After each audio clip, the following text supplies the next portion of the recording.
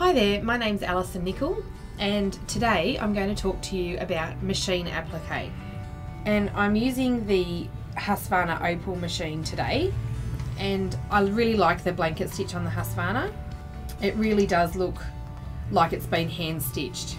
My number one tip and trick is when you get a new sewing machine or any sewing machine, if you're going to be doing blanket stitch, decorative stitches, satin stitches, what I really love to do is I get a piece of scrap fabric just like I've got here and go through and actually stitch out some different stitches that I think that I might use. And when I find a stitch that I like, I actually write the number of the stitch and also the length of the stitch on the side, so that it's just a really quick reference tool for me later on when I'm actually going to be doing some other work on the machine. At least I know what stitches I like and what stitches I've used. So today we're going to be talking about machine applique. Now I'm going to be using the fusible webbing method or the Vlisafix method, and basically what that is you're using templates like the ones that we've got here. We've also got the ruby nesting templates. Now these are fantastic, and these are also available at our online store at the moment. And as you can see, what I've done here is I've just taken a template and I've drawn the shape onto the paper side of the fusible webbing. There's lots of fusible webbing around at the moment. Just try a few different products until you find one that you're happy to use. Once you've traced your shape onto the paper side of your Vlisafix, take it over and fuse it onto the wrong side of your fabrics that you're going to be using. These fabrics that we've got here today are the Happy Days fabrics, and these are also available in our online store. Now I've just fused those shapes to my piece of quilter's muslin. Now I'm going to just show you how I do my blanket stitch on the machine. Now you are again going quite slowly, and you are following the line of your shape with the needle on your machine.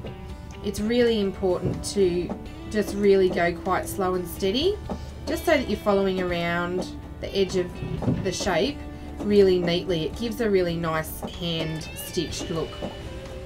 Now I'm actually just going to change the width of my stitch, the space between my stitches, just to show you the differences in the blanket stitch that's available on this particular machine.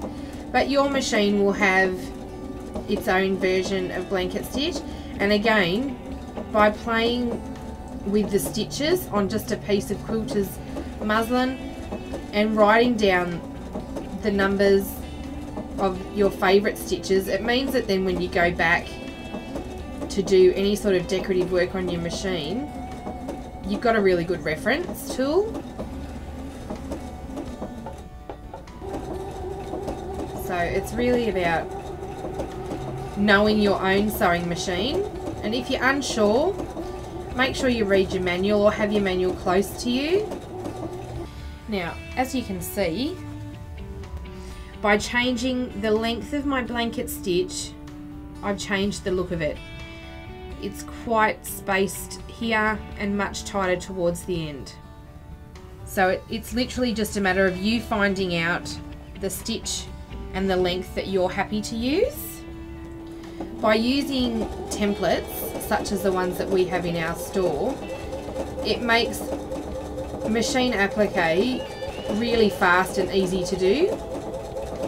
It means that there's continuity in your shapes that you're doing throughout your quilt or your project, which is fantastic, and it means that there's much less tracing involved for you.